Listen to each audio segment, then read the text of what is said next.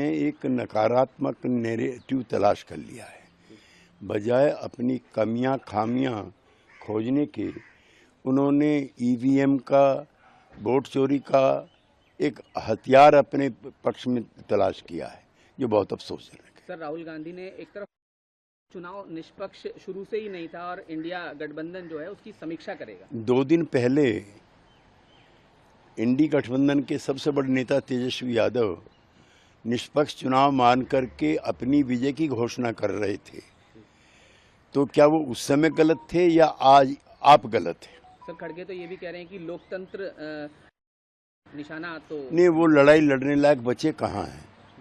लोकतंत्र जीवित था, है और रहेगा, लेकिन कांग्रेस पार्टी लड़ने लायक नहीं बचेगी। सर, एक तरफ प्रधानमंत्री ने, सर आपकी प्रतिक्रिया भी उस पर चाहेंगे। नहीं, ये जो MY था आरजेडी का, उसको भी हमने छीन लिया।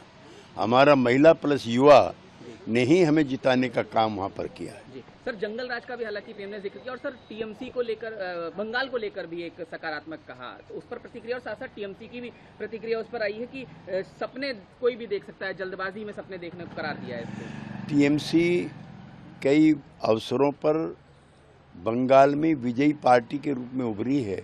क्या वहाँ पर भी चुनाव में धांधली हुई थी? हम ममता दीदी से ही पूछना चाहते हैं।